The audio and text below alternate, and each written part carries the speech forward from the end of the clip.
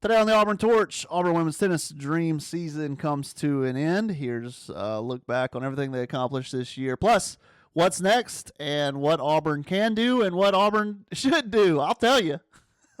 Let's get into it.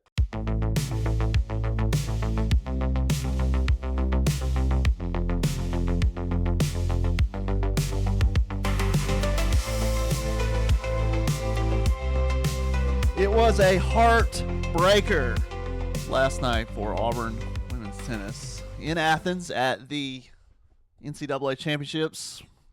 Finished national runner-up. Made it all the way to the NCAA championship final. Lost to Texas A&M 4-1. We can rewind the match, but I'd rather just rewind the entire season a little bit. Lost the doubles point, and it's almost like a double-edged sword, right? The doubles point had been such a weapon for Auburn all season, and the downside is if you lose it, you're in a really unfamiliar position. They had lost the doubles point twice all year, and that was the third time. Anyway, all to say, Auburn did battle. There still was a path, even at the very end. Bennett was battling with Perez, who is a demon.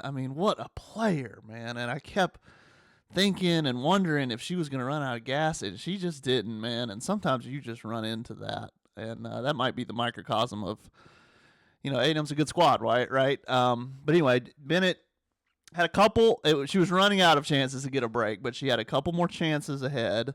And Esposito, got caught at the end of a very tight third set. So you would have had to have, Esposito would have had to have turned hers. It was close. Could have gone either way. Bennett would have had work to do with Perez. Let's be honest. Perez is a beast. And then Katia was coin flip with her opponent, and obviously that coin flip could have gone wrong as well. Doubles point was a coin flip. Auburn had match point. They had what you want. Ava at the net, taking a swing at, an overhead winner, and just went to the net instead of going over it, Elvis pointed this out. 3 tiebreakers in the match. I think he thought there was more. It felt like more, but 3 tiebreakers overall in the match, and Texas A&M won every one. So, hey man, that's that match. Texas A&M national champions. Auburn's runners up. I guess if it's Auburn singular, Auburn is runner up. Incredible season, man. It cannot be understated how they did this, man. How they put this together, and it is a 37-4. I have it right here, actually. 37-4 final record. I'm gonna add some stuff. I'm gonna tell you something you don't know here in a minute. It's basically just my opinion. But first, couple the first insights, the first words from out of the locker room, right, on Instagram. Just some solemn stuff. Obviously DJ on Instagram. This team is truly something special with a heart. Everyone's got their head up. Myrna Rafat, special team, special year, special team. Orange heart, blue heart, eagle. Angela Akatoy with a 1 red heart. And Eva Ionescu, so much love for this team. Crying emoji, heart emoji. That's where they are at. I was arranging for babysitting because might have had to gone up to Auburn for a Tumors Corner rolling today. It sucks that they can't. You couldn't have rolled the corner and celebrated, a Final Four win. That's massive, right? Quarterfinal, Elite 8 win. These are huge wins, but they all come back to back to back. So I guess you just can't really celebrate it. But yeah, man, first time ever in program history. They're on the ticker below. First time reaching number 1 in the ITA rankings. Also number 1 in the UTR rankings. First time with a claim to the SEC championship, regular season co-champions. First outright SEC championship, first SEC tournament championship when they won the SEC tournament. Auburn women's tennis had never gotten past the Sweet 16. in program history, and not only won the Sweet 16, they also won the Elite Eight, and they also won in the Final Four. Tons of first-time accomplishments from this team. And I gotta say, man, so what's next? First of all, I'll assistant coach on the way out. I'll have something about that soon. That's according to Parsa, who's usually incredibly reliable. 3 seniors are on their way, on the move. That is DJ Bennett, Katya Karitanova, and Angela Okatoy. And hey, man, when I look at this photo, if you're watching on video instead of the podcast, if you're listening on podcast, it's the picture they tweeted with the trophies last night. I'm sure it's on Instagram as well. Where everyone's got kind of most people just have a solemn face, right? Like, yeah, we're not happy we lost, but I think here's your leadership right here, man. Here's your leadership. Katya 1-year transfer, but who's smiling out of anybody? DJ Bennett, the senior who just lost in her last chance, and Angela Okatoy, the senior who just lost in her last chance. But you know what? They put on a smile. Because if anyone should be feeling the worst, it's the seniors, because they don't get another crack at it. All the juniors and sophomores, everyone else gets another crack at it. It's over for them. But they put on a smile. Not for them, but for their teammates.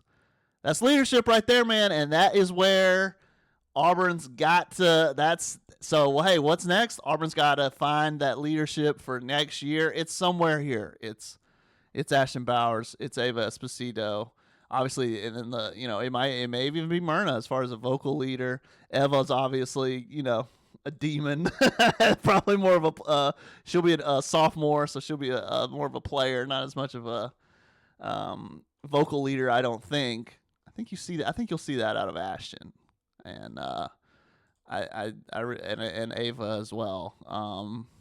Ava's the kind of, we'll see who's the captain and who's in the middle of the huddle. But you know what worked out really well? Leader here, vocal leader here, leader by example here. That worked out really well this season. So maybe try to find 2 of those, right? And hey, maybe I'll work on. I should put something together as far as how to follow DJ and Angie and everyone who's trying to make it on the pro circuit. As far as what's next for Auburn women's tennis, hey man, invest. It's time. And look, you can't just build a facility like Georgia has overnight. But look, man, when someone needs something wants something taken care of out of the portal, if you can really make a big with this assistant coach, if you can not skimp, and then obviously long term you're trying to make Jordan. You want Jordan to stay. You want Jordan. Jordan's kind of an A&M guy. You want him to become an Auburn guy, Auburn lifer, right? Hey man, this is John Cohen's play now. The ball's in his court now. Do what you got to do to make it happen. Figure out what you can do, what promotional stuff you can do for next year at Yarborough. It might take a couple of these seasons before anyone's really thinking about a 10-year, 20-year plan facility-wise. But it's time to put it in, and what we've been talking about is it also goes all the way up to the president's office. This goes all the way up to the top. Because Chris Roberts, he was there last night. He was there. I think Christian tweeted that. Sorry, I don't have attribution. He was there, man. And what you got to do is you got to say, you got to put out an email if you want, put out a memo, whatever, and be like, hey, look, John, let's spend some money on tennis, and we are not going to hold it against you that it doesn't make revenue in a direct one-to-one, obvious idiot way. Okay, we're going to, because enrollment is insane right now, and you want to be a school in the SEC where you don't want to be a school that doesn't have everything. You don't want to be a school that doesn't. You want to be the school that, hey, we got it all. We got that. We got that. We got that. We got that. We got that. We got a math department. We got a science department. We got aviation. We got this. We got nursing. We got tennis. We got football. We got tennis. We got it all. Like if you whatever you want, it's the school that's got it all, right? That's the pitch for these major universities when you're trying to enroll tens of thousands of students, right? That's the pitch. You don't specialize. You don't niche. You don't niche, however you say it. At this level, at this huge public land grant school, you don't. It's not niche. It's everything, right? And so you all the way up to Chris has got to say, look, man, we are okay with this being a loss leader. We are okay with this among, look up what a loss leader means. We are okay with this and, other sports dropping money, not necessarily making it back as a ticketed program or anything like that, because good God, we've enrolled 10,000 more kids than we had even when I was in school. 35,000 student population right now, as opposed to 25,000 10 years ago. And who's is tuition cheaper? Y'all tell me. Look, man, we've said it before with Arkansas. We've said it with all this stuff, with this changing landscape in sports. Look, man, put football put football, men's basketball over here, and put the rest over here with the marketing budget, because that's what it is, okay? Over here, you can be like, oh, we invested money and we might have got it back or we might not have gotten it back, blah, blah, blah. You play that game over here. On this other side, audio listeners, you're cooked. I'm sorry. On this other side, sorry. This is, hey, we are willing to spend this much money to market the university for tuition and enrollment. And anyway, that's what you got to do. So now's the time. You have lightning in a bottle. You got it. Boom. Like, what's the Don Staley thing, right? Like, oh, well, you need a little bit of support so you can win a little bit more. And then you need to win a little bit more so you get a little more support. You need to win a little bit more so you get a little more support. Boom. You got the win. Boom, boom, boom. Do the other thing. Go now. Like, right? Now's the time. Okay. See what you can do. Let's see. 3 openings on the roster with departures. We'll see about the portal. Now's not the time to skimp. I really don't think. And it can go on the men's side too. Get them. And maybe you want the men's team to prove a little something, but the women's team has proven it. Go. That would be my advice on how to run a major university for today. That's my advice, right? Unsolicited advice. So hey, man. And then here's the other thing for you. Forget me preaching to Chris Roberts. Here's you, dear listener. The thing about Auburn's series with Texas A&M this year, ultimately, Auburn played them and lost to them on the road, real tight one, 3-4 in April, and that was in College Station.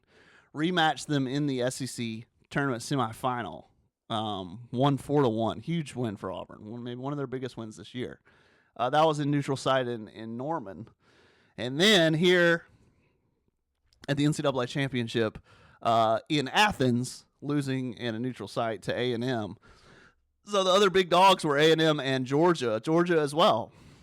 Played Georgia, at the ITA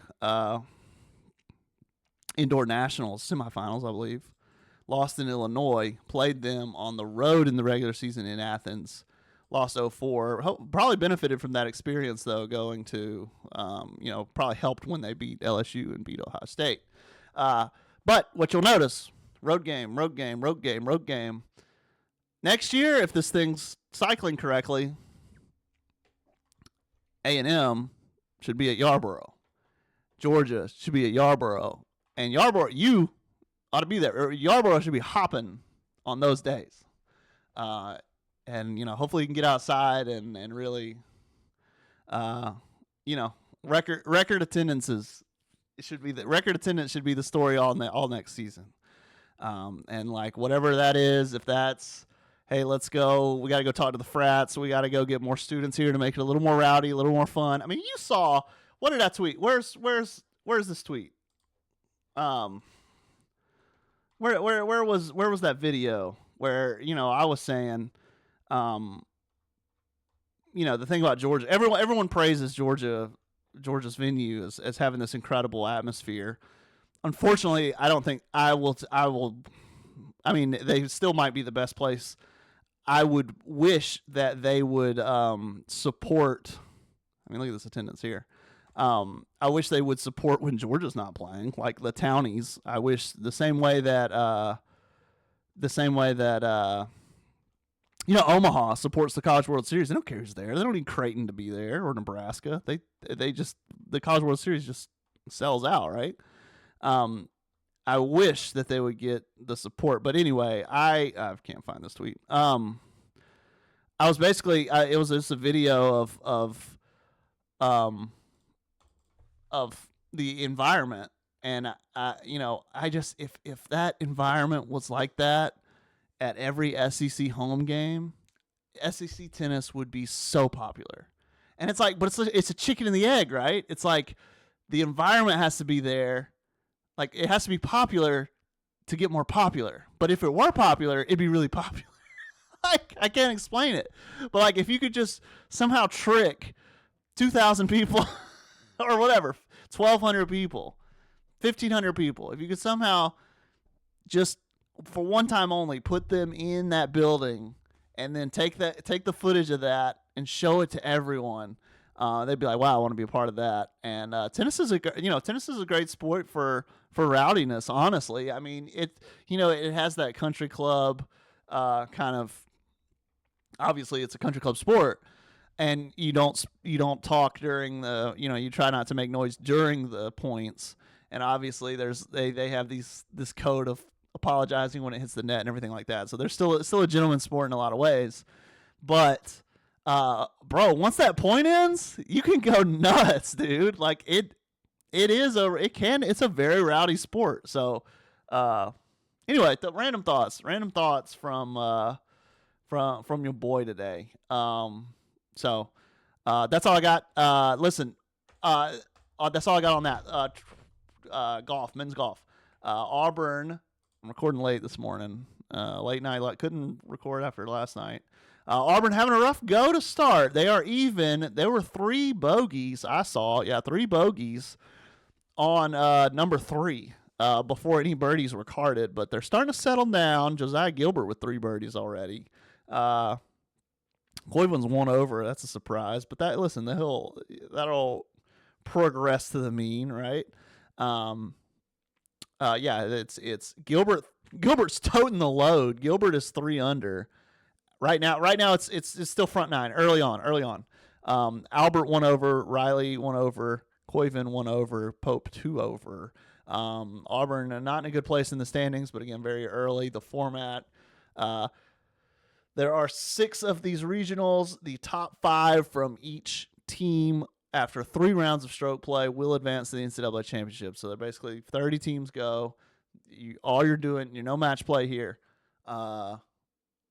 Top 5 advances after 3 rounds. Simple as that. So Auburn's just got to make the cut line, right? Just got to make the cut line. They are a 1/6 of the way through, basically, and got to pick it up for the last bit. But a lot of golf still to be played. All right, let me get out of here. Let me get this thing posted because it's already late, super late. Had to wrangle the baby this morning, everything else. Yeah, I'll be back. Listen, look for tomorrow. Hopefully some stuff on track and field. We'll rewind the SEC championships this past weekend, and we'll keep following men's golf. So, yeah, everybody, man, this one ran long. We'll be back tomorrow. Take care.